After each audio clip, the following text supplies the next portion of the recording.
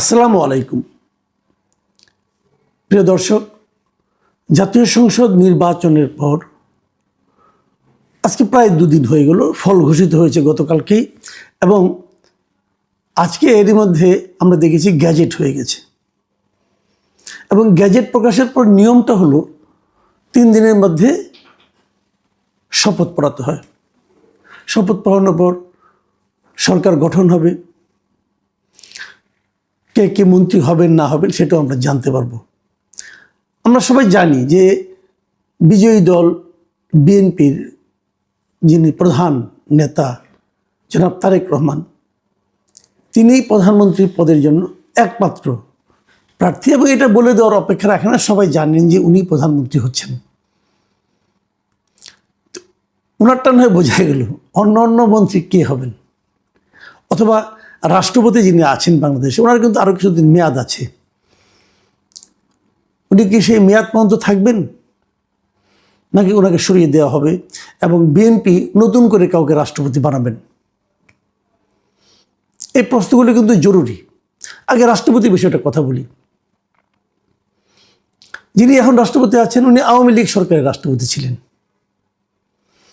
এবং যেহেতু আওয়ামী লীগ সরকারের একটা অস্বাভাবিক প্রক্রিয়ায় পতন হয়েছে, মানে আওয়ামী লীগকে ফ্যাসিবাদী সরকার হিসাবে বিবেচনা করে এদেশের মানুষ তার পতন ঘটিয়েছে, সেই ফ্যাসিবাদী সরকারের যিনি রাষ্ট্রপতি তার প্রতিও কিন্তু সে ধরনের মনোভাব প্রকাশিত হতেও পারে, হওয়াটা অস্বাভাবিক কিছু না। কিন্তু ইন্টারেস্টিং হলো, গত 1.5 বছরে এই রাষ্ট্রপতিকে অপসারণের জন্য নানা ধরনের চেষ্টা করা হয়েছিল। সেই সময় বৈষম্যমূলক ছাত্র আন্দোলন যারা ছিল তারা চেষ্টা করেছিলেন। অন্তর্বর্তীকালীন সরকার যেটা ছিল, সেই সরকারের যিনি প্রধান ডক্টর ইউনূস, উনিও তার সঙ্গে নানাভাবে অপমানসূচক আচরণ করেছেন। কারণ সাধারণত একটা নিয়ম থাকে যে সরকার প্রধান বিদেশ থেকে ভ্রমণ করে এলে, বিদেশ কোনো সফর শেষে দেশে ফিরে রাষ্ট্রপতির সঙ্গে দেখা করেন, যেটা এই অন্তর্বর্তীকালীন সরকারের প্রধান একবারও করেননি। বাট অন্তর্বর্তীকালীন সরকার যতগুলি সিদ্ধান্ত নিয়েছেন, সরকারি আইন করেছেন, অধ্যাদেশ করেছেন, সেগুলি কিন্তু অধ্যাদেশ আকারে রাষ্ট্রপতির কাছ থেকে এসেছে। মানে তারা রাষ্ট্রপতিকে ব্যবহার করেছেন, কিন্তু তাকে সম্মান করেননি। হতে পারে যে উনি হাসিনা সরকারের নিয়োজিত রাষ্ট্রপতি, এই জন্য তাকে অসম্মান করে ওনারা এক ধরনের আমোদ পেয়েছেন। কিন্তু যখন কেউ একজন রাষ্ট্রপতি হয়ে যায়, তখন কিন্তু উনি কেবল কার মাধ্যমে কিভাবে নির্বাচিত হলেন সেটা থাকে না। তখন কিন্তু ওনাকে সম্মান করা মানে ওই চেয়ারটাকে সম্মান করা, ওই পদটাকে সম্মান করা। এই কাজটা আমি দেখেছি বিএনপির মধ্যে ছিল। বিএনপি কিন্তু কখনোই তাকে অসম্মান করে কোনো কিছু বলেনি, এবং যখন তাকে ওই পদ থেকে সরিয়ে দেওয়ার জন্য নানা উদ্যোগ নেওয়া হয়েছে, চাপ প্রয়োগ করা হয়েছে, আন্দোলনও হয়েছে, বিএনপি সেগুলোতে সায় দেয়নি। ওনাকে সরিয়ে দেওয়ার ব্যাপারে বিএনপি সায় এতদিন দেয়নি। কিন্তু যখন বিএনপি এখন নিজে সরকার করবে, তখন কি করবে? তখন কি এই রাষ্ট্রপতিকে তার মেয়াদ পর্যন্ত থাকতে দেবে, নাকি তারা নিজেদের রাষ্ট্রপতি নিয়োগ করবে? নাকি প্রধানমন্ত্রী, যেহেতু মন্ত্রী পরিষদ যখন গঠিত হবে, সেই শপথ কিন্তু এই রাষ্ট্রপতি পড়াবেন। এই রাষ্ট্রপতি তারেক রহমান সহ ওনার মন্ত্রী পরিষদ যেটা হবে, সেটাকে এই রাষ্ট্রপতি কিন্তু শপথ পড়াবেন। মাঝখানে একটা নিউজ দেখেছিলাম, রাষ্ট্রপতি বলেছিলেন যে যদি বিএনপি চায় যে তারা অন্য রাষ্ট্রপতি নিয়োগ করবে, তাহলে উনি সেই জন্য বাধা হয়ে দাঁড়াবেন না, উনি নিজেই সেখান থেকে সরে যাবেন। আমি মনে করি এটা ওনার অবশ্যই একটা সৌজন্যতার পরিচয় উনি দিয়েছেন। সে আলোচনা করা যেতে পারে, অথবা জাতীয় সংসদে কিন্তু রাষ্ট্রপতি তারা ইমপিচ করতে পারে, সরিয়ে দিতে পারে ভোটের মাধ্যমে। যে প্রক্রিয়া গঠন হয় সেই প্রক্রিয়া সরিয়ে দেওয়া যায়। এখন এই কোন পদ্ধতিতে কি হবে, এটা হয়তো আমরা সময়ে দেখতে পারবো। তবে আমি আশা করব বিএনপি এমন কিছু করবে না যাতে এটা নিয়ে আরেকটা সমালোচনার তৈরি হয়। আমি নিজে প্রিফার করব তারা রাষ্ট্রপতির সঙ্গে আলাপ আলোচনার মাধ্যমে যদি রাষ্ট্রপতি নিজে থেকেই পদত্যাগ করেন এবং তাদেরকে নতুন রাষ্ট্রপতি নিয়োগের সুবিধা করে দেন, বিএনপি সেই পথে যাওয়াটাকে আমার পছন্দনীয় মনে হবে। আর যদি বিএনপি অতি বেশি উদার হন, তাহলে তারা বলবেন যে ঠিক আছে, আপনি আপনার মেয়াদ পর্যন্ত কন্টিনিউ করেন, তারপরে আমরা দেখব। তবে সে ধরনের উদারতা আমাদের দেশে সাধারণত আমরা দেখিনি। বাইরে কিন্তু হয়। ইন্ডিয়াতে আমরা দেখেছি প্রণব মুখার্জি যখন বিজেপি সরকারে আসে, তখন কিন্তু প্রণব মুখার্জি রাষ্ট্রপতি ছিলেন, কংগ্রেসের রাষ্ট্রপতি ছিলেন। তিনি কিন্তু তার পূর্ণ মেয়াদ কন্টিনিউ করেছিলেন। যাই হোক, সেটা অন্য হিসাব, ওদের হিসাব তো আমাদের চলবে না। আমাদের রাজনীতিতে এ ধরনের উদারতা আমরা দেখতে পাবো, এরকম প্রত্যাশা করাটা অনেক সময় মানে স্বাভাবিক না আর কি। আসেন মন্ত্রীদের নিয়ে আলাপ করি। কারা মন্ত্রী হবেন, কারা মন্ত্রী হবেন এর কোনো ইঙ্গিত পাওয়া কিন্তু কঠিন। তবে যারা বিএনপির সঙ্গে গত 15 বছর বিএনপির দুর্দিনে বিএনপির সঙ্গে ছিলেন, নিয়মিতই ছিলেন, তাদের অনেকে হয়তো আশা করতে পারেন। আবার যারা আমাদের এখানে এরই মধ্যে কিন্তু একটা আওয়াজ চলে এসেছে, আমরা শুনতে পাচ্ছি লন্ডন পার্টি, মানে যারা নাকি লন্ডনে ছিলেন তারপরে এখন এসেছেন এবং তারা এতদিন তারেক রহমান সাহেবের আশেপাশে ছিলেন, তারা এখন অনেক পাওয়ারফুল, তাদের কথা নানাভাবে শুনি, উচ্চারিত হয়।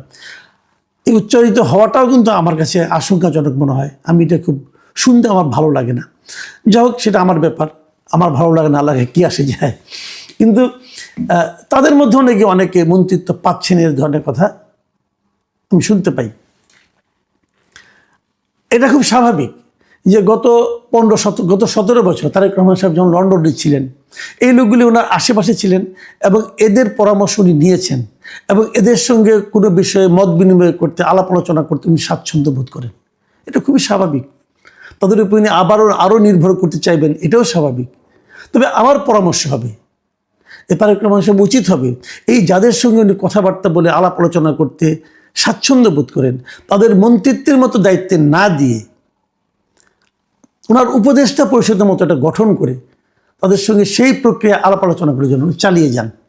এটা ওনার জন্য সুবিধা হবে।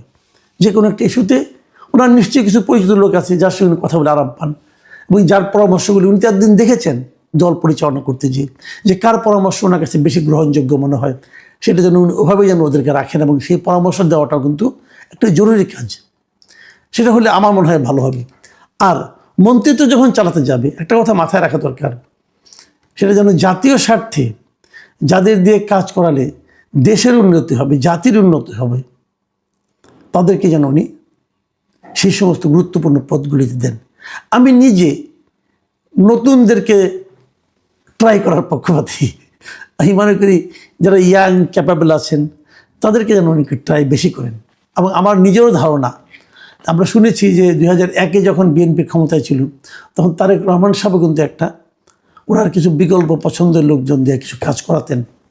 তার ফল ভালো কি মন্দ হয়েছে জানি না, বাট ওনার এই স্টাইলটা আছে যে উনি যাদের সঙ্গে কাজ করে স্বাচ্ছন্দ্য বোধ করেন তাদেরকে আশেপাশে রাখেন। এটা আমিও মনে করি এটা প্রয়োজন। একদম আমলা দ্বারা নিয়ন্ত্রিত না হওয়াটা আমি পছন্দ করি।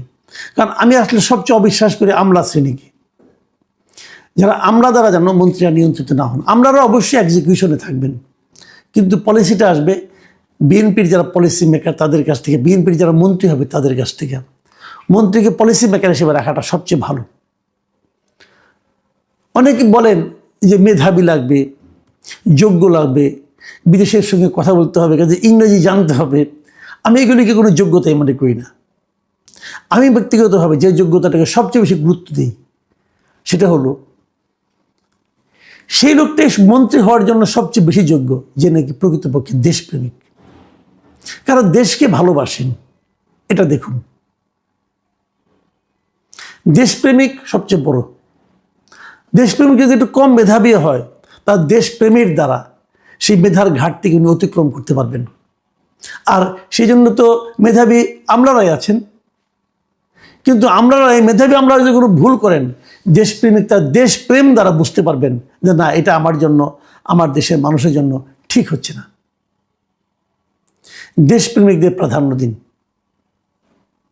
যারা ব্যবসায়ীদেরকে আনতে হবে। যারা ব্যবসায়ী, বড় ব্যবসায়ী, একটা জিনিস খেয়াল করুন আগে, যে তারা আসলে ঋণ খেলাপি কিনা। অনেকে বলবেন আমি তো ঋণ খেলাপি, কিন্তু আমি তো রিশিডিউল করছি। এটা একটা খুবই ফাঁকিবাজি পদ্ধতি। রিশিডিউলের মাধ্যমে যারা ঋণ খেলাপি হিসেবে নিজের নাম কাটিয়েছেন, আমি তাদেরকে বিশ্বস্ত মনে করি না। তারা সুযোগ পেলে দেশের 12টা বাজিয়ে দেবেন। যারা সৎ, ঋণ খেলাপি নয়, কখনো ঋণ খেলাপি ছিলেন না, এমন লোক আছে আপনার দলে, তাদের দিকে তাকান এবং ঋণ খেলাপি যারা আছে তাদেরকে বলেন যে তোমরা এটা 7 দিনের মধ্যে ঋণ খেলাপি শেষ করে দাও, তোমার ঋণ সমস্ত শোধ করে দাও, তারপরে তুমি আসো। তুমি বড় ব্যবসায়ী হবা, আবার বড় মন্ত্রী হবা, দুইটাই তুমি একসঙ্গে চালাবা, এটা ঠিক না। কারণ যখন তুমি মন্ত্রী হবা তখন তোমার ব্যবসা প্রতিষ্ঠানের সঙ্গে কিন্তু এক সময় না এক সময় সরকারের একটা মুখোমুখি অবস্থান হবে, তখন তুমি কোন পক্ষে থাকবা? এটা ঠিক না। এ ধরনের ব্যবসা প্রতিষ্ঠান তো তারেক রহমান সাহেবের নাই, তো অন্যদের যারা আছে তারা ব্যবসাটাই করুন, অসুবিধা নাই তো কোনো। মন্ত্রী হতে হবে কেন? কেন মন্ত্রী হতে হবে? এই কাজটা যদি করতে পারেন খুব ভালো হবে। শেষে একটা পরামর্শ দিই, ঠিক পরামর্শ না, আমি আমার প্রত্যাশার কথা বলি। আমি পরামর্শ দেওয়ার কি, আমি আমার প্রত্যাশার কথা বলি। তারেক রহমান সাহেবকে আমি বলবো, যাদের নিয়ে মন্ত্রিসভা গঠন করবেন তাদেরকে দিয়ে 5 বছর চালাতে হবে এমন প্রতিজ্ঞা প্লিজ করবেন না। আপনি 1 বছরের মাথায় দেখবেন, 1 বছরের মাথায় অথবা 6 মাসের মাথায় একটা টাইম ফ্রেম করে দিন, 200 দিন 300 দিন একটা টাইম ফ্রেম করে দিন। এই সময়ের মধ্যে যার পারফরমেন্স আপনার কাছে সবচেয়ে খারাপ মনে হবে এমন 2 থেকে 3 জনকে আপনি পরের টার্মে সরিয়ে দিবেন। পরের টার্ম মানে 5 বছর পরে না, ওই সময় সরিয়ে দিবেন। যার পারফরমেন্স তুলনামূলকভাবে খারাপ, মানে একদম খারাপ বলছি না কিন্তু আমি, এই সবার মধ্যে তুলনামূলকভাবে খারাপ, তাদেরকে সরিয়ে দিন, দিয়ে এখানে নতুনদের চান্স দিন।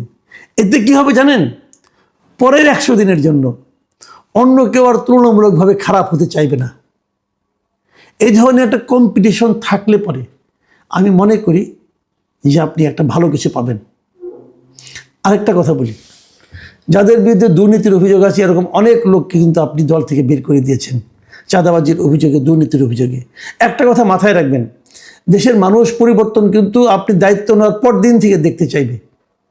সেখান থেকে বাঁচতে হলে প্রথম এবং প্রধান কাজ, সারা দেশে চাঁদাবাজি যারা করেন, দখলদারিত্বের সঙ্গে যারা জড়িত আছেন তাদেরকে একটা কঠোর মেসেজ দেওয়া। সেই মেসেজটা হবে কীভাবে? 2-1 চিহ্নিত চাঁদাবাজকে ধরুন, তাদের বিরুদ্ধে ফৌজদারি মামলা করুন এবং তাদেরকে আইনের আওতায় নিয়ে আসুন। এটা করা আপনার জন্য 10 মিনিটের কাজ আসলে, যদি আপনি চান। আপনি তো তাদের বিরুদ্ধে অনেককে তো আপনি বহিষ্কার করেছেন, কিন্তু আইনগত কোনো ব্যবস্থা নিতে পারেন না, কারণ আপনার হাতে আইন ছিল না, সামনে নির্বাচনের ভয় ছিল, অনেক কিছু ছিল। এখন তো আর সেগুলো নেই। এই কাজটা করুন প্লিজ। আমরা বিএনপি সরকারের সাফল্য দেখতে চাই। ও আরেকটা কথা বলে শেষ করি। আজকে আপনার প্রেস কনফারেন্স দেখলাম, আমাদের দেশীয় কয়েকজন সাংবাদিককেও দেখলাম কথা বলতে, কিঞ্চিত মোসাহেবিও দেখলাম।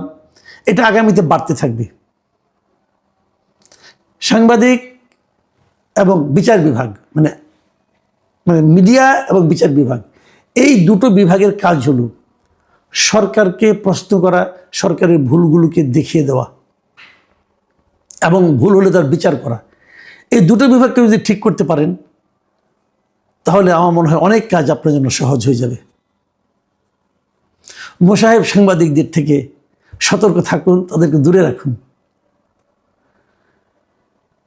প্রিয় দর্শক, নতুন সরকার আসছে, তাদের নিয়ে আমাদের অনেক আশাবাদ, অনেক কিছু আশা করি, আবার অনেক ভয়ও করি। কাজে এই কথাগুলো বললাম। আপনারা ভালো থাকবেন। এখন এ পর্যন্তই। আল্লাহ হাফেজ।